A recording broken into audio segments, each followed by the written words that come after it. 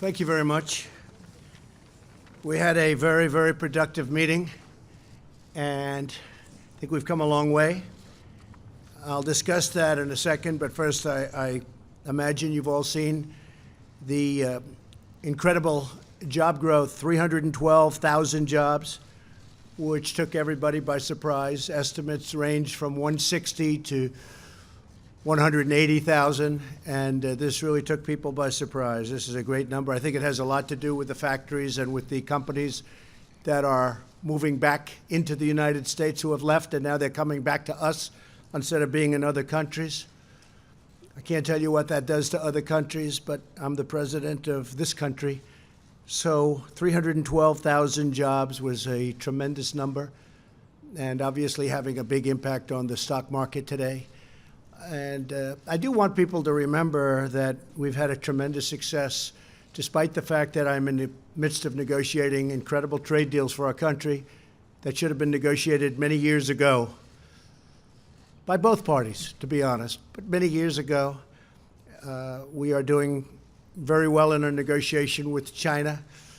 We pretty much concluded our negotiation with Canada, with Mexico. We have done the deal and signed the deal with South Korea, which a lot of people said was not going to happen, would be impossible. It's a good deal. It was a horrible deal. It's a good deal. I think a lot of this has to do with the fact, though, that already companies are moving back into our country that have left our country in some cases. In some cases, they're moving back because they want to be here. But in many cases, these are automobile companies that have left and gone to other countries, and now they're coming back to the United States. So it's nice to see. One of the things that's so beautiful to watch is 3.2% wage growth. That hasn't happened in so long for our country. That's an incredible thing. That means people are actually getting more money, taking home more money, and that's something that's really nice to see. A lot of you have been following me when we were on a thing called a campaign. That was an exciting campaign, a great campaign. And I used to talk about wages going down, not going up, but going down for years, 19 years. And now they just went up 3.2%, and yet there's no inflation because other things are going down, like the price of your gasoline at the tank. It's low, and that doesn't happen by luck. I work hard on that. That's like a tax cut for people. So a lot of good things are happening. Labor participation rate increased to 63.1. That's an incredible number also. So I just wanted to bring that out. The economy is very good. And remember, from the time of my election, the stock market's gone up very close to 30%. And that's with all of the things that are happening. And there are a lot of things happening. We have a massive trade negotiation going on with China. President Xi is very much involved. So am I. We're dealing at the highest levels, and we're doing very well. We're doing very well. In the meantime, we've taken in billions and billions of dollars in tariffs from China and from others. Our steel industry's come roaring back, and that makes me very happy. I think we'll have to build a steel wall as opposed to a concrete wall, because we have steel companies again. There's something awfully nice about that sound.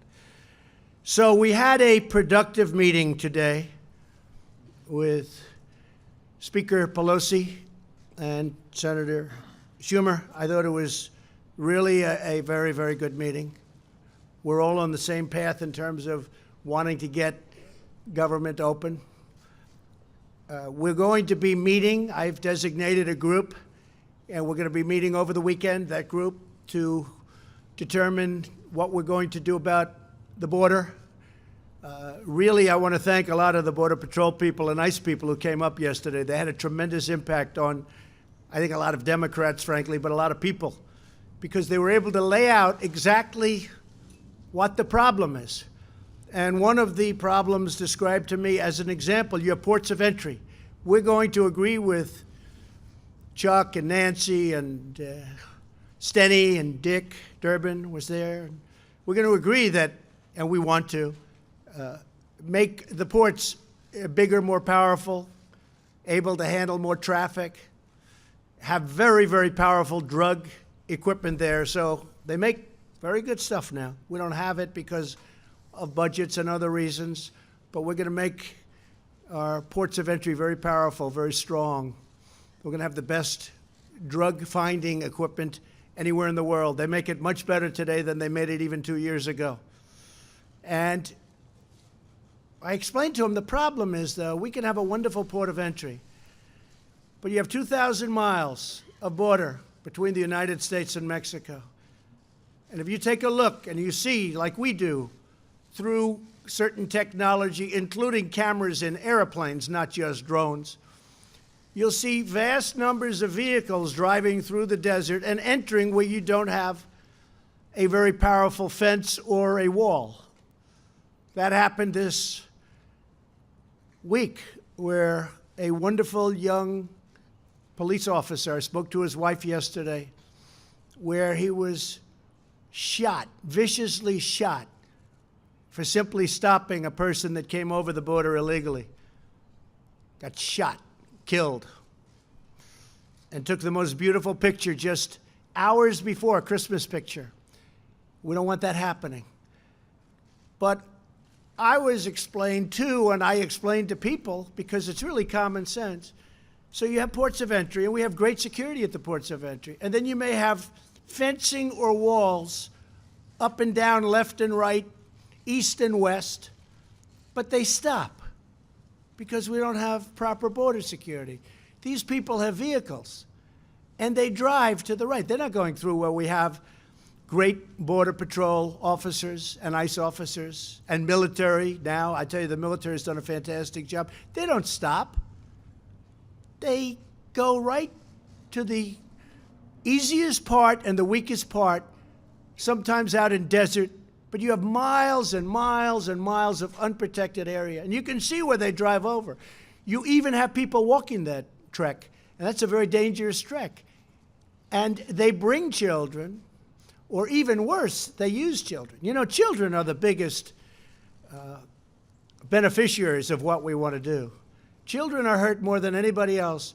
These coyotes, what they do with children, all because we have open borders, because they think they can get away with it. They don't come in through the port where we have a lot of protection. They come in through empty areas, vast spaces, empty areas. Just like this terrible person came in when he shot Officer Singh. They come in through these vast open areas. You don't even have a sign saying Mexico, U.S. There's no sign designating you have just entered the United States, just open space. And I explained that to the meeting today with Nancy Pelosi, Chuck Schumer, and a lot of other people at the meeting. And I said, one of the things that happens there is human traffickers. Maybe that's the worst of all, where you'll have traffickers having 3 and 4 women with tape on their mouths and tied up, sitting in the back of a van or a car, and they'll drive that van or the car not through a port of entry where we have very talented people that look for every little morsel of drugs or even people or whatever they're looking for. You're not going to go there. They get off the road, and they drive out into the desert, and they come on, they make a left turn. Usually it's a left, not a right. Most of them come out because in San Diego and in areas of California, we just finished brand new walls, beautiful walls, steel walls.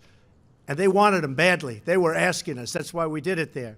I said, let's not do it in California. California always complains through their great governors. They're always complaining. I said, let's not do it. Let the governor ask us. But we did it anyway because they really needed it. They were having tremendous problems. So we built a brand new wall in San Diego, and it's working really well. You should go and look at it. It's amazing. It's incredible how well it works. But these coyotes and these human traffickers, they make a right turn before they get to the port of entry. They go as far as the wall is or as far as the barricade is, and then they make a left, welcome to the United States, and what they do with usually the women, sometimes children, that they're trafficking with and in, you don't want to know about.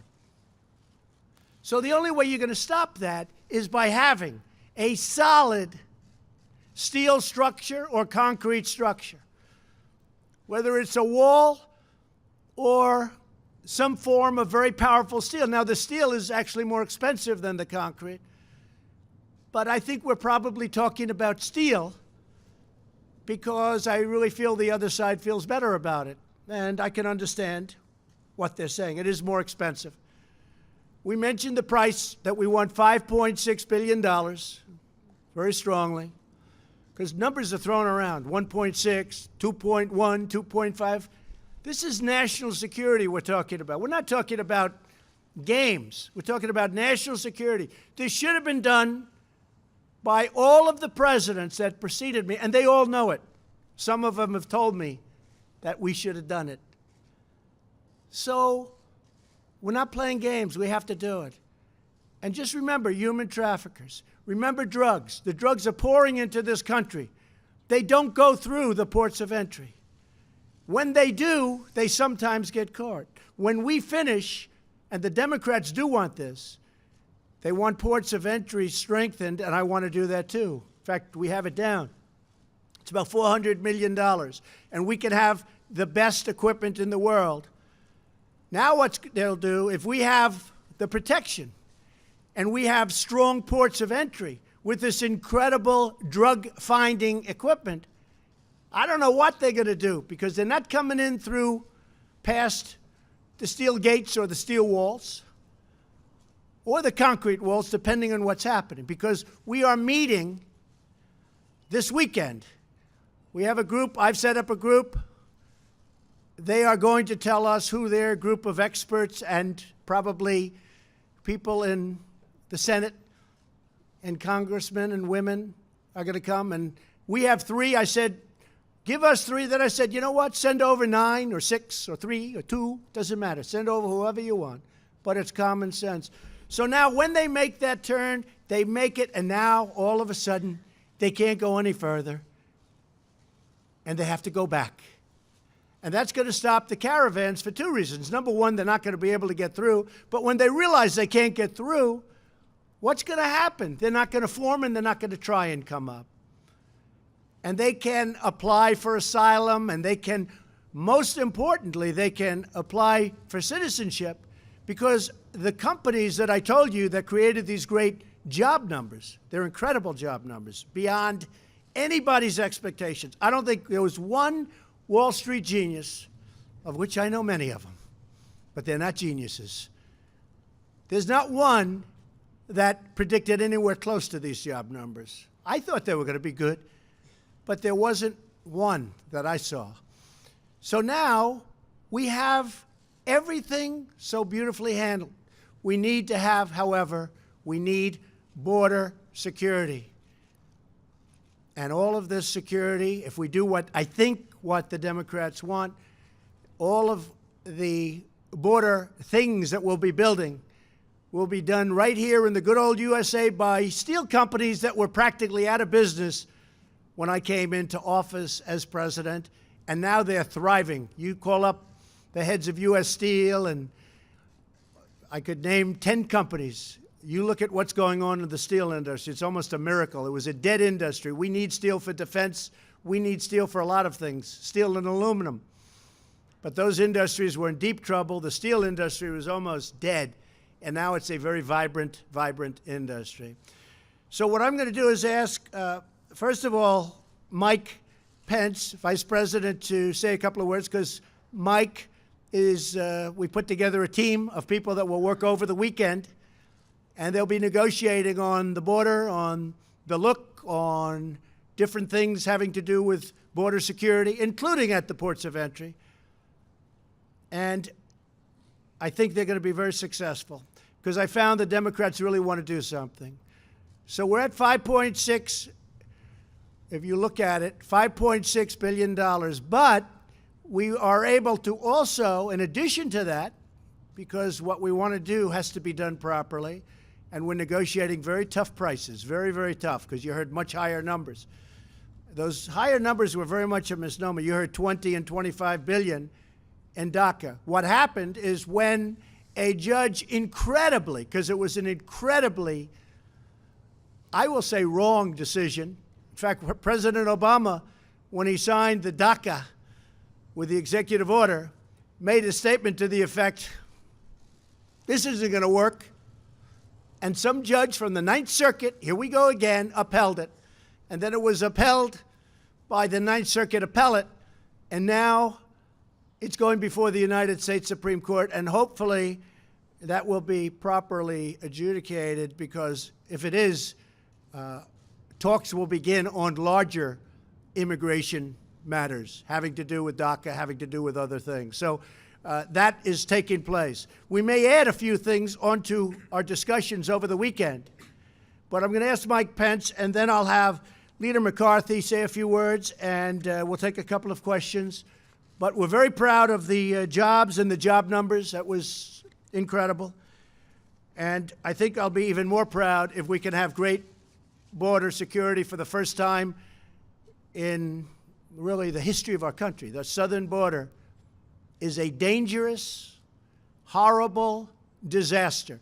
We've done a great job, but you can't really do the kind of job we have to do unless you have a major, powerful barrier, and that's what we're going to have. So first we start with Mike Pence. Okay, Mike.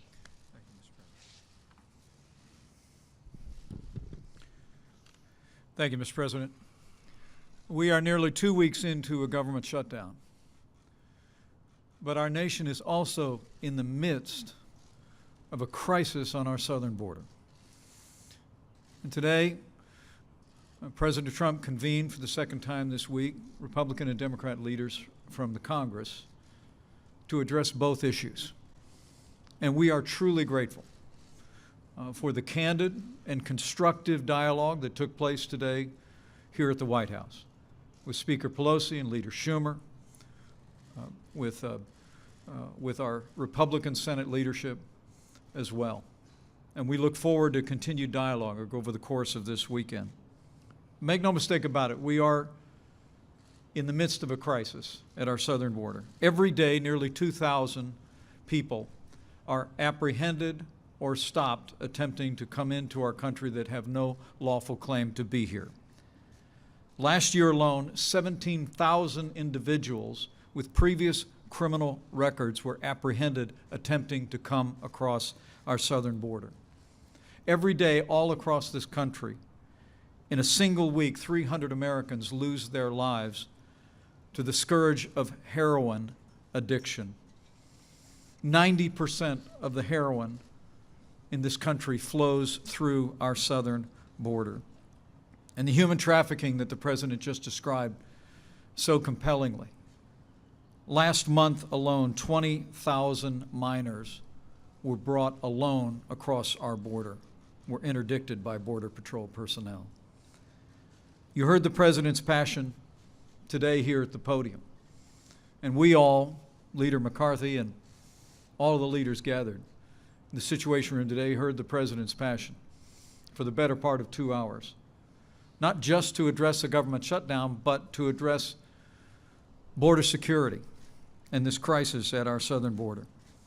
And today, President Trump provided the kind of leadership that the American people expect in such a moment. He made it clear that we are committed to achieving border security as we resolve this budget impasse. He made it clear that we are going to build a wall on our southern border.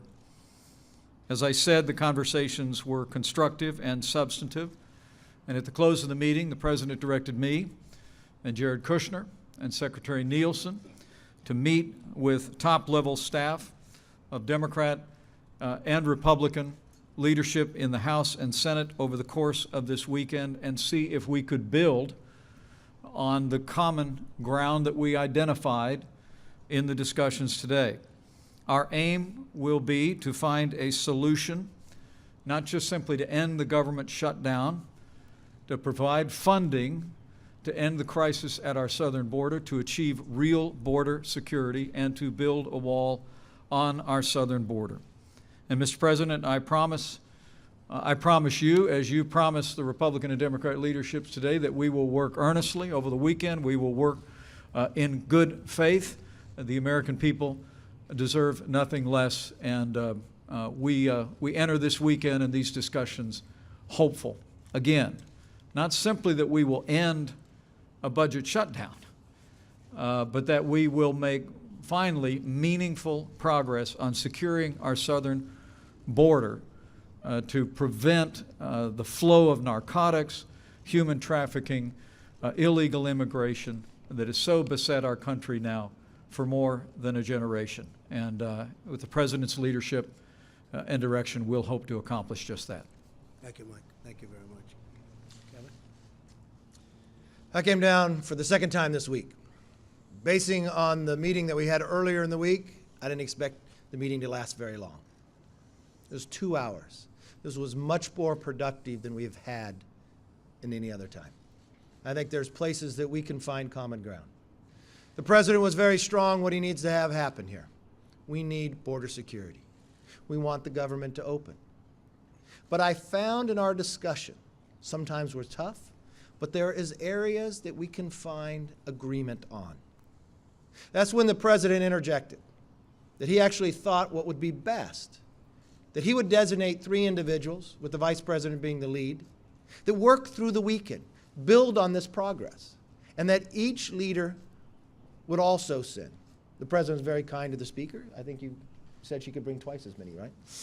If need be. 5 times as much. I know Mitch McConnell, the leader McConnell's sending down. I'm sending members down, staffers that can work throughout the weekend. I know the President said he will call us back next week, invite us back as well. We want to solve this problem. There is a great need to do it, and we can get it done. It just has to have the will. But I see the will from this administration. I will promise you this. I will work with anybody who wants to move America forward, secure our border, and put this government back open. And I'm making that pledge here. And I hope every other leader will make that pledge as well. And if that means we're staying in the room to get it done, we will stay in the room and get this job done. And there was progress today. I look forward to solving it. Thank you, Steve. Steve, please. Thank you, Mr. President. And I thought we had a very important and productive meeting today. And what this has always been about is securing the border and keeping America safe. I want to thank the President for the commitment that he's made for over 2 years now to achieve what many presidents promised, and we've seen the promises, but it was never followed through with actual law that gets this job done. Secretary Nielsen has gone over the numbers, and the numbers are alarming. You know, one of the numbers that jumps out is last year, in 2017 actually, over 3,700 known or suspected terrorists tried to enter into this country. These are serious numbers. When you see the human trafficking, in 2017, our ICE agents saved over 900 kids. 1 year alone, saved over 900 kids from sexual assault and human trafficking, things that are happening at the southern border because there's no wall, there's no physical barrier. There's no way to actually control ports of entry. If somebody wants to seek asylum, there's a way to do that. There are legal ways to come to this country, and legal immigration has made this country great. We, by the way, America, let in over 1 million people every single year. By far the most generous nation in the world. And yet we have laws that need to be followed to keep Americans safe and to protect the integrity of a system where right now there are millions of people who are waiting in line to come to America to seek the American dream, like Officer Singh did when he sought his chance at the American dream. That dream was taken. It was taken because we don't have a secure border. We can't let this continue. As we work to open the government, let's always keep the focus on what this is about. It's about securing this country. The Secretary of Homeland Security has made it clear what it's going to take to secure our border. President Trump is following through on that commitment to keep America safe. And hopefully, as we work through the weekend, we can get a resolution that achieves all of those objectives. Thank you very much, Steve. Thank you.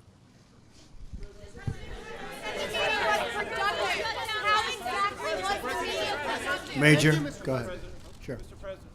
Mr. President, Senator Schumer came out and said that the meeting from his point of view and Speaker Pelosi's was contentious.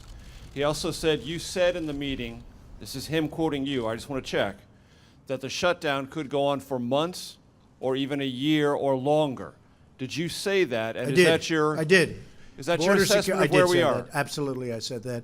I don't think it will, but I am prepared, and I think I can speak for Republicans in the House and Republicans in the Senate. They feel very strongly about having a safe country, having a border that makes sense. Without borders, I've said it many times, we don't have a country.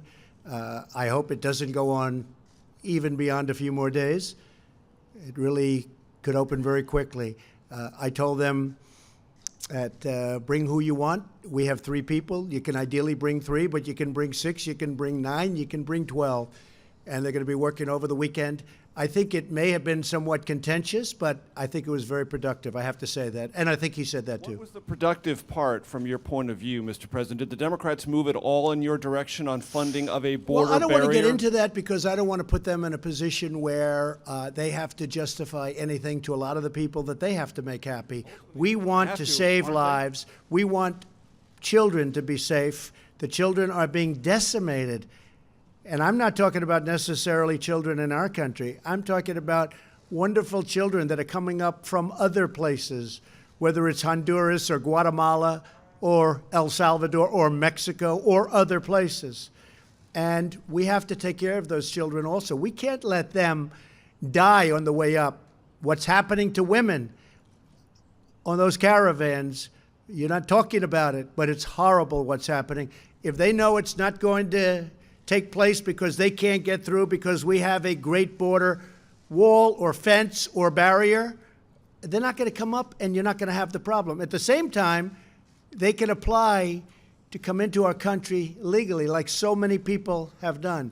And we need people, Major. We have to have people because we have all these companies coming in. We need great people, but we want them to come in on a merit basis, and they have to come in on a merit basis. They can't come in the way they've been coming in for years. I get calls from the great tech companies, and they're saying, we don't allow people at the top of their class at the best schools in the country, we don't allow them to stay in our country. So they end up going back to China and Japan and so many other countries all over the world, and we don't keep them. They get educated at our finest schools, and then we don't allow them through a various set of circumstances to have any guarantees of staying.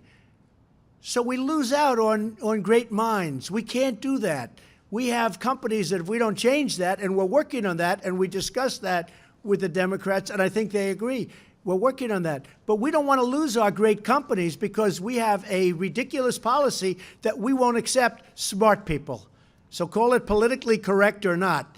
But we have to let these great, brilliant companies have the smartest people in the world. Yes, ma'am.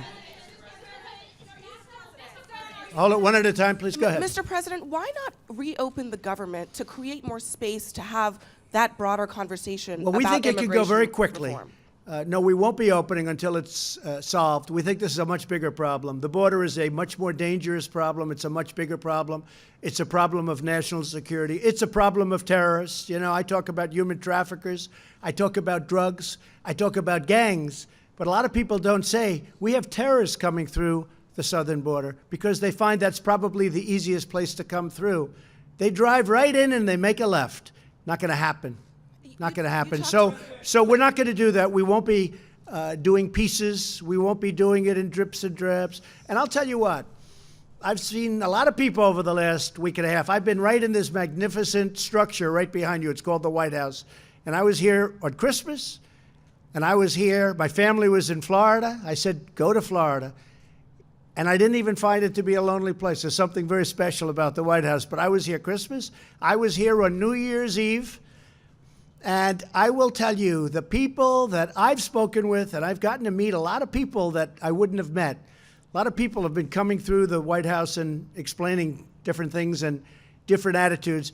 A lot of people that you think are upset, and certainly they're not thrilled, but they say, sir, do the right thing. We need border security. And these are people that won't be getting paid. Border Patrol yesterday was saying, sir, we're affected by it. Do what's right. It's time. This is after many, many decades. Many, many decades. This should have taken place a long time ago. We're going to get it done. Yes, ma'am.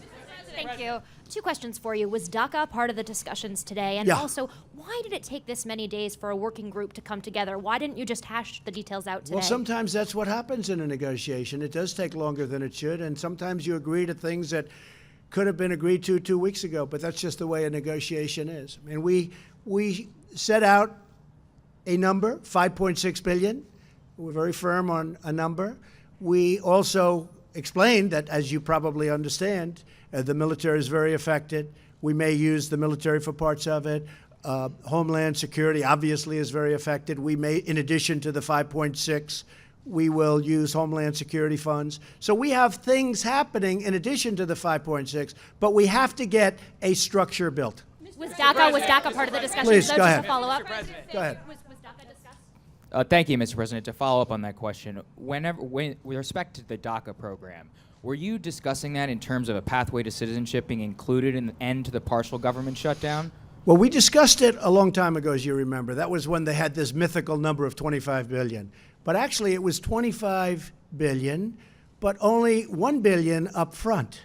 Then we talked $2 billion, $1.5 billion. The rest of it, the government couldn't guarantee because it's not set up to guarantee. You remember those discussions. But where it really ended was when the judge ruled against. And it was, I said, as soon as that happened, because that was a shocking decision. It was shocking to the Democrats, and it was more shocking to the Republicans. It was an incorrect decision. It was a political decision made by a judge. And I know a lot of people don't like when I say it, but try going there sometime to the Ninth Circuit and try winning a case. Not easy. Everyone files right in the Ninth Circuit. The fact is, it was a terrible decision and an incorrect decision. When that decision came down, when that judge ruled the way he ruled, I said, as soon as I heard it, I said, you know what's going to happen? We're never going to hear from them again. And that's what broke up the DACA deal. Yes, we had a pathway. We had many things. That was getting close to being a deal. The problem was that the money was a very small amount of money. It wasn't really the 25. It was 25 and then come back every year. Well, we don't want to go through that every year. But we were getting close, and I said, as soon as that decision came down, that incorrect and horrible decision, I mean, there's been a number of them made lately, but as soon as that decision came down, I said, you'll never hear from them again. And I called up. I said, hi, it's President Trump. What's going on? They say, President Trump? We don't know who that is. It was over. The deal was over. That's what killed the DACA deal. It was nothing else. It was the judge's decision. And if the Supreme Court does what really everyone thinks from a legal standpoint it should be doing, if they don't allow the President of the United States, which is me also, because if President Obama's allowed to do that, I'm allowed to do it also. Can you imagine? If the Supreme Court overrules that wrong executive order, we'll have a deal very quickly on DACA and other things. And the Democrats want that, and so do we. But once he ruled that way, it was something you couldn't really negotiate. Yes, Haley? Thank you, sir. Mr. President, 2 questions for you. Are you still proud to own this shutdown?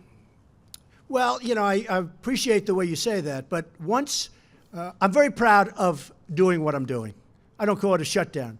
I call it doing what you have to do for the benefit and for the safety of our country. But when Nancy Pelosi said, you don't have the votes in Congress, I will tell you what I was proud of. I was never more proud of my Republican Party and those congressmen and women when they saw that and they got together and they voted 217 to 185, and it wasn't even close. That was an incredible day. I'm very proud of that when she said you couldn't get the vote. And I'm not holding that against her, because despite the fact that I'm not saying it was an easy meeting or even a kind meeting or a nice meeting, but in the end, I think we've come a long way. We're going to be working very hard over the weekend, and we'll see if we can do something. So you can call it whatever you want. You can call it the Schumer or the Pelosi or the Trump shutdown. Doesn't make any difference to me. Just words. Mr. President, my second question, sir, on federal workers, sir. Mr. President, Go my ahead. second question on federal workers, sir. Yeah, just 1 second. Just 1 second, please. Go ahead. It may be the same question. Thank you, Mr. President. 2 questions just to follow up on DACA. Yeah. Are you open to a path to citizenship in theory for DACA recipients? And then can you explain to federal employees of the agencies that are closed, which are not Homeland Security, why those agencies should stay closed, Homeland Security is significant in of itself if it stayed closed. Because we want to do what's right, and we want to do it all at one time. We don't want to take it in pieces. We just don't want to do that. And DACA is going to be a great subject. I look forward to discussing it. We'll discuss it at another time. But there are a lot of great things that can happen with DACA if the Democrats want to do that. I think what we're all waiting for, to be honest, is the Supreme Court judges, the Supreme Court justices ruling in a not very long period of time. You know, as you know, it's up now. Hopefully, they will be making a ruling maybe sometime in the summer. So I think before we discuss too much DACA, I would like to see what happens. I think it's a very important decision because, frankly, if they rule the way it is, it gives the president too much power. Can you imagine me saying that? But I would be entitled to the same power. It's not a correct thing that took place. And President Obama never felt it was going to hold up, and it held up. But I don't think it's going to hold up at the Supreme Court. If it doesn't hold up, you're going to see a lot of good things happening because you'll be having DACA and you'll be putting other things with DACA. Hopefully by that time, the wall will be well under construction. And just a little statement on that. We've already built a lot of the wall. We've been working very, very hard. We've renovated a tremendous amount of wall. I just told you we did a lot of wall in San Diego where we needed it very badly, where they wanted it very badly. So we haven't been sitting still for the first, believe it or not, less than 2 years. We've been working very, very hard. The wall is, we've done a lot of miles of wall already. So we're not just starting off fresh, but we have large numbers of miles that we have to do. And we can't let gaps, because if you have gaps, those people are going to turn their vehicles, or the gangs, they're going to be coming in through those gaps, and we cannot let that happen. Kevin. Thank you, Mr. President. Appreciate that. Question about government employees. What is your personal message to those who are impacted by the shutdown? And if you wouldn't mind, if you could comment on the remarks made by a freshman congressperson about impeachment involving a bit of a profanity last night. Well, you can't impeach somebody that's doing a great job. That's the way I view it. I've probably done more in the first 2 years than any president, any administration in the history of our country.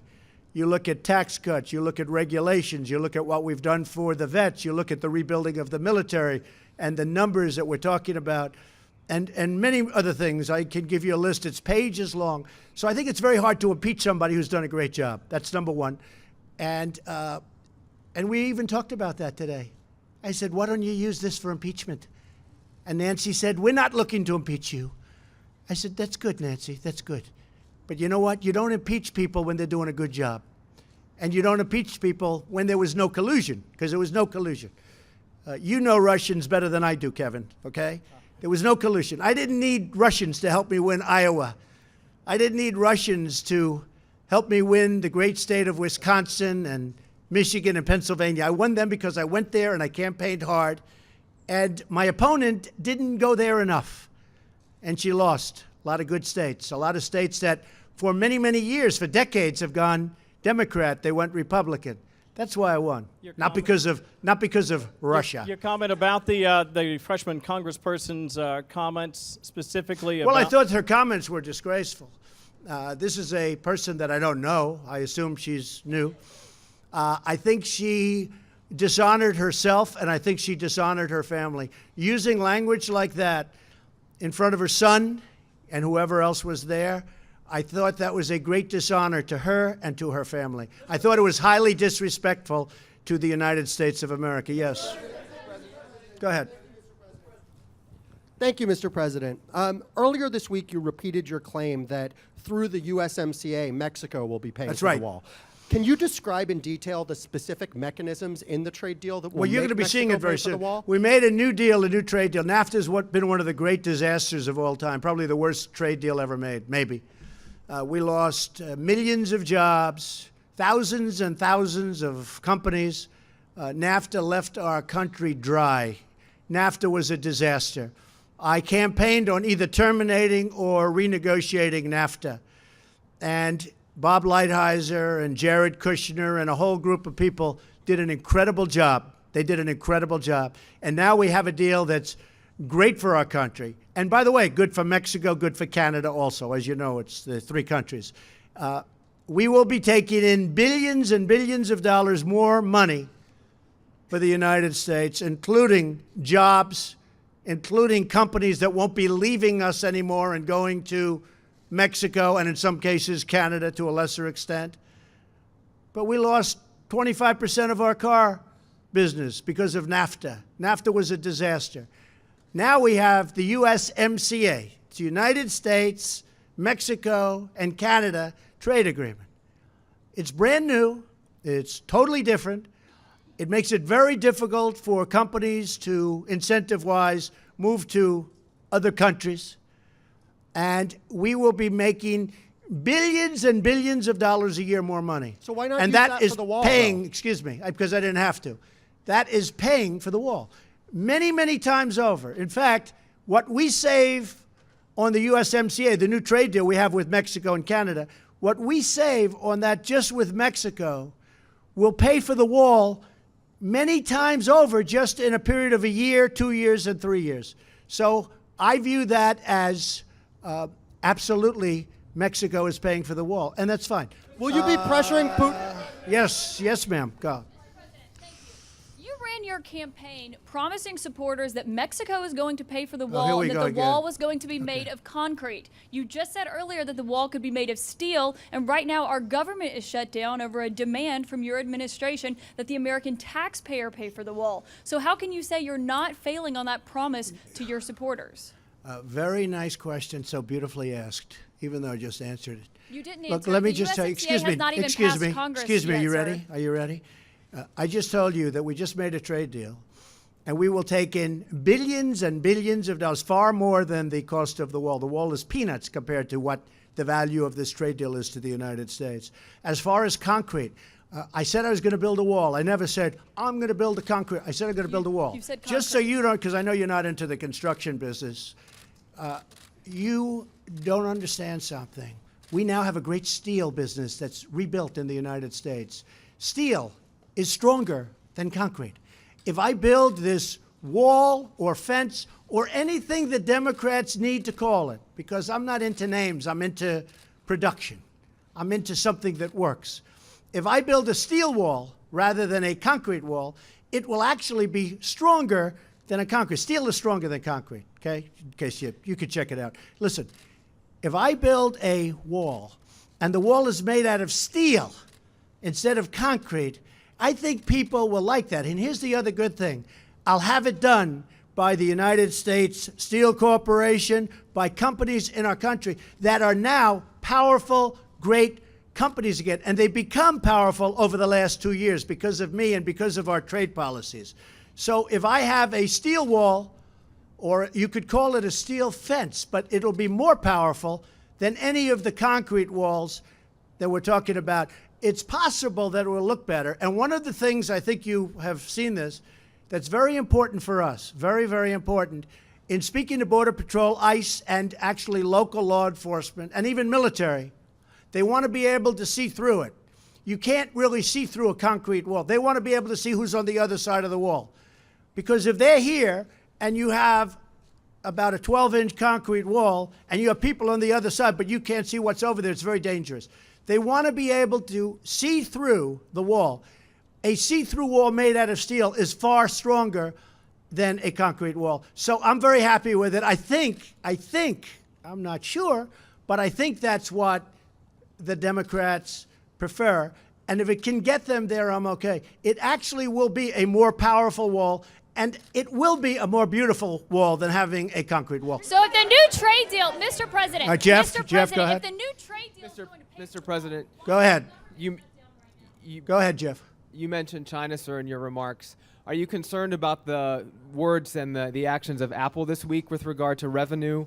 And can you tell us what sort of progress you meant when you were referring to trade talks with China? Well, I think we're doing very well. China's paying us tremendous tariffs. We're getting billions and billions of dollars of money pouring into the Treasury of the United States, which in history we've never gotten from China, as you know. It's been very unfair. I had a fantastic meeting with President Xi, who I both like and respect. One of the things that came out of that meeting was fentanyl. As you know, almost all of it comes from China. And he's going to now criminalize the making of fentanyl.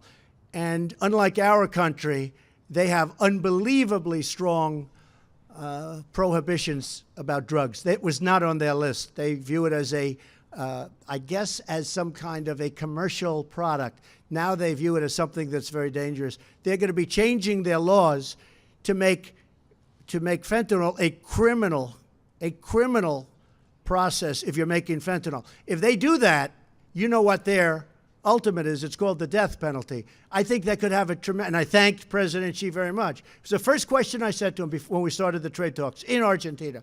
This was a meeting that was supposed to last for about 45 minutes, and it ended up being almost 4 hours. Some of you were there.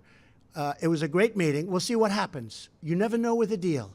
But I will tell you, China is not doing well now, and it puts us in a very strong position. We are doing very well. But we're taking in billions and billions of dollars, and I hope we're going to make a deal with China.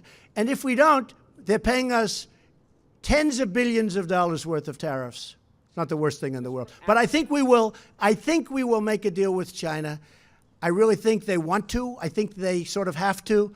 And I think we're going to have a great relationship. I think that President Xi and myself have a great relationship. Also, North Korea. We're doing very well with North Korea. And that's based on relationship also, yeah. Mr. President, go ahead, one more quick one. Just Go to ahead, follow up, sir. Apple issued a revenue warning this week, which led its stock to go down and the rest of the stock market to go down as well. Are you concerned about that? No, I'm not. I mean, look, they've gone up a lot. You know, they've gone up hundreds of % since I'm president. Apple was at a number that was incredible, and they're going to be fine. Apple is a great company, but that's not my look. I have to worry about our country. Don't forget this. Apple makes their product in China. I told Tim Cook, who's a friend of mine, who I like a lot, make your product in the United States. Build those big, beautiful plants that go on for miles, it seems. Build those plants in the United States. I like that even better. Apple makes its product in China. China is the biggest beneficiary of Apple, more than us, because they build their product mostly in China. But now he's investing $350 billion because of what we did with taxes and the incentives that we created in the United States. He's going to build a campus and lots of other places. So my focus is the United States. I want to get those companies to come back, like so many are doing, into the United States. I want Apple to make their iPhones and all of the great things that they make in the United States, and that'll take place. Thank you, Mr. Please, go ahead. Thank you, Mr. President. I want to ask you two questions. One, as you talk about the wall, eminent domain. Yeah. Many of those who own property on the southern border will lose their property because of this, and once this happens, they say that they could go to court with you for years. It could take years. Then also, what is a safety net for federal workers? You're saying months and possibly a year for this shutdown. Do you have in mind a safety net for those who need their checks, those who need SSI, those who need Medicaid, what have you? Well, the safety net is going to be having a strong border because we're going to be safe. I'm not talking about economically, but ultimately economically. I really believe that these people, many of the people that we're talking about, many of the people you're discussing, I really believe that they agree with what we're doing. And we can have this, April, we can have this fixed very quickly. This can happen by early next week. We're going to be working over the weekend. We can have a solution to this, but I wanted to keep it all at one point. And I think a lot of the people that you're referring to, April, are really wanting that to happen too. I really believe a lot of them want to see border security, and they're willing to give it up. When I had the people in yesterday, and they represent most of the Border Patrol. The people that you had yesterday that were at the news conference, they represent most of Border Patrol. Every one of them said, don't even think about us. Get this fixed. That is doing the great thing for our country. As far as eminent domain, you're right, 100%. Eminent domain is very interesting. But without eminent domain, you wouldn't have any highways, you wouldn't have any schools, you wouldn't have any roadways. What we're doing with eminent domain is, in many cases, we'll make a deal up front, and we've already done that. The Secretary has done a lot of that. And if we can't make a deal, we take the land and we pay them through a court process, which goes actually fairly quickly. And we're generous. but we take the land. Otherwise, you could never build anything. If you didn't use eminent domain, you wouldn't have one highway in this country. You have to use eminent domain. It's actually something you don't want to use it, but if you're going to do a stretch, as an example, on pipelines and other things that go, you have to use eminent domain. Otherwise, you'd never be able to buy the land. If we had one person that wouldn't sell us out of hundreds, just one, it only takes one, then we wouldn't be able to build proper border security because we'd have that big opening that I was talking about. So what happens is some are paid up front. You make a deal up front, and we're willing to do that in all cases. And when they're unwilling to make a deal, which also happens, then you go to court. But in the meantime, we're able to build the border security. So I think it's a fair process. I think it's a process that's very necessary, but I think it's fair. But that couldn't that hold up your wall? No, it's not going to hold it up because under the military version of eminent domain and under actually Homeland Security, we can do it before we even start. Now, a lot of times we'll make a deal. And I would say a good percentage of the time we're making deals. We have already purchased a lot of it. You know, a lot of the money that we've been given has already been spent on purchasing the land, the right-of-way. It's essentially a right-of-way. So we are very, very far along on that. But eminent domain is something that has to be used, usually you would say for anything that's long, like a road, like a pipeline, or like a wall or a fence. Okay? Thank you. Good question. It's a good question. Please go ahead. Thank you. So 2 questions. First, Mr. President, have you considered using emergency powers? Should we keep this going or not, folks? Sure. I just don't want to say, Please. oh, he stood out there. You know, you have so many questions. I'm just looking at Mike and Steve and Kevin. I'm saying, should we? And most importantly, Madam Secretary. None of us brought coats. I'm just, oh, are you cold? Get out of here. Here, take mine. You want mine?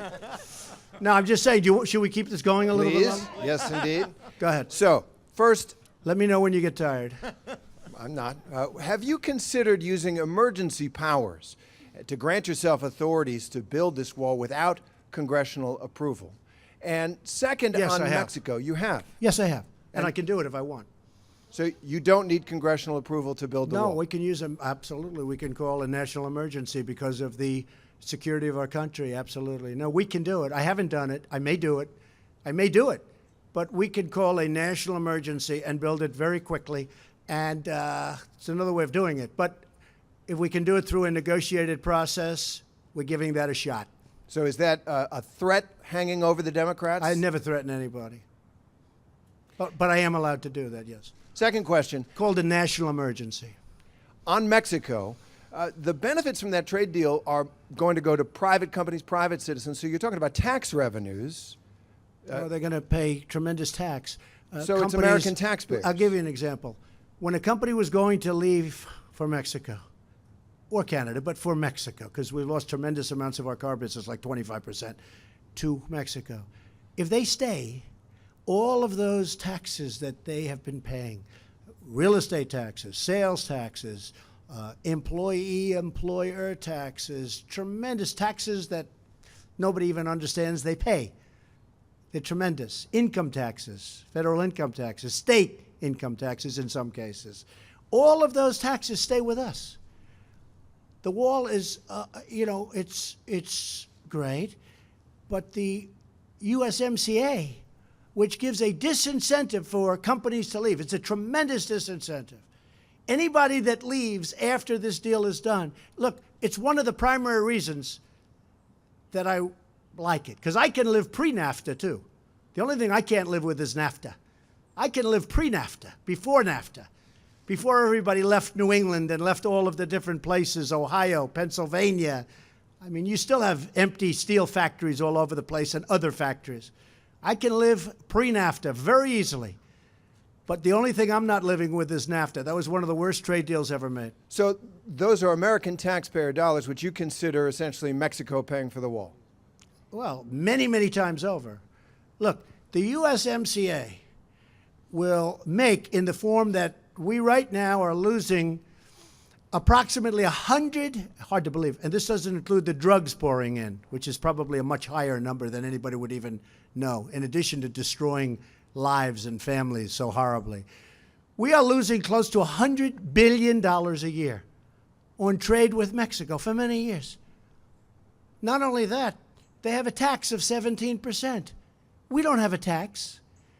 So they have a value-added tax of 17%. We don't have a tax of 17%. That deal was bad the day it was made because they charged the tax before the deal was made, and we didn't. It was an obsolete deal when it was made like 30 years ago, whatever it was. No, all of this stuff is changing now. This is a fair deal. This is a good deal for Mexico. Frankly, oil companies and other companies have an incentive now to go to Mexico and take oil out. And that's why we're keeping gasoline prices so low. You look at what's going on with gasoline prices. I mean, it's rather incredible. If you look back 4 months ago, oil hit $83 a barrel. 83. It was heading to 100, and then it could have gone to 125. You want to see problems? Let that happen. After I made some phone calls to OPEC and the OPEC nations, which is essentially a monopoly, all of a sudden it started coming down. I'm very happy with what's happened, and I'm very happy that people are paying a lot less in many cases than $2 a gallon for gasoline. You look at what's happening. Everyone's talking about it. Didn't happen by luck. It happened through talent.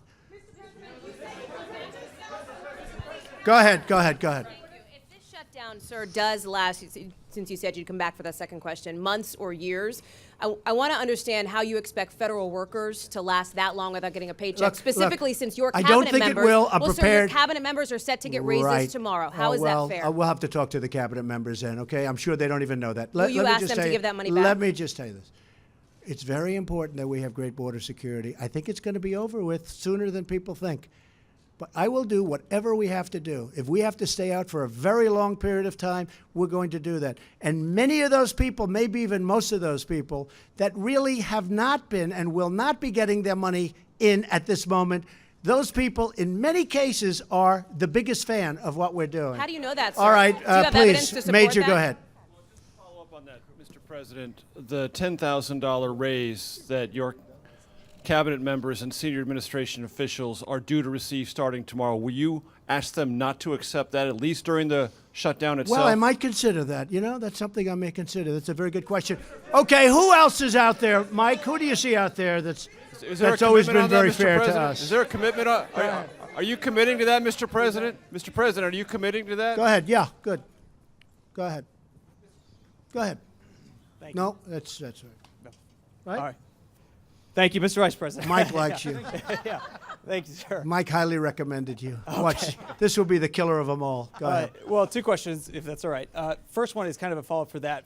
You are a landlord. For people that are worried about paying their rent checks, government employees right now, people that are worried about bill collectors, would you ask those companies, those landlords, to kind of go easy on? I think they will. I think they will. I'm sorry. Would no, you ask? I think that happens. You know, hey, I've been a landlord for a long time. I've been in the real estate business for a long time. When you see there are problems out there, difficulties out there, you know, the people are all good for the money. They work with people. They work with people. So you would encourage landlords? Sure. I would encourage them to be nice and easy. We have a bigger subject that we're doing. It's called the security of our nation, including terrorism, please. Okay. If you don't mind, one more question, sir.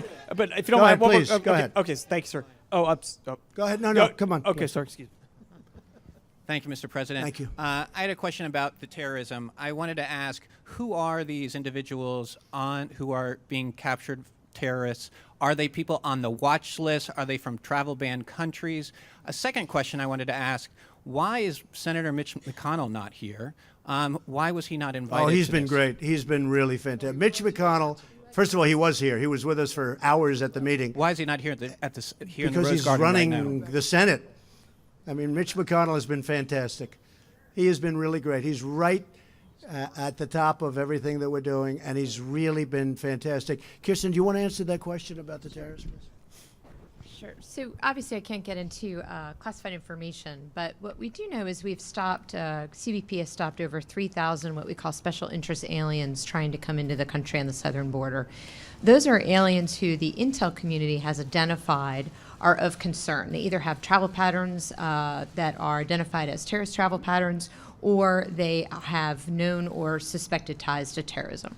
So we have 3,000 that we know about. I think what the president continues to make clear is it's our sovereign duty to know who comes into our country. Without any kind of a structure and without changing the laws, we have no way to know the identity of every person that walks across the unsecured border. So the ones we know about, we can give you 3,000, but I'm sure we'll look to see what else we can give you on class. Obviously, there's ongoing investigations that I can't get into. Mr. President. So I think that we can say with surety, I think it was a great meeting. We'll see what happens. It may get solved. It may not get solved. You now know the number. You now know what we're willing to do. And if we have to do it, we'll do it. And again, we're going to be, I believe, very productive over the weekend. We have a very talented group. They have a very talented group of people, so I understand. And I think some tremendous things will happen. And I really believe the biggest beneficiaries of what we're doing are children, are women, are workers. And a lot of these people that really do benefit are not only the people in our country, but the people that travel up trying to get into a country that they think they're going to get into and they can't. And they get sick, and there's tremendous damage done to them and their families. These are all tremendous beneficiaries of what we're doing. So this really does have a higher purpose than next week's pay. And the people that won't get next week's pay or the following week's pay, I think if you ever really looked at those people, I think they'd say, Mr. President, keep going. This is far more important. I want to thank you all, and we'll see you soon. They'll be working very hard over the weekend. Thank you very much. Thank you.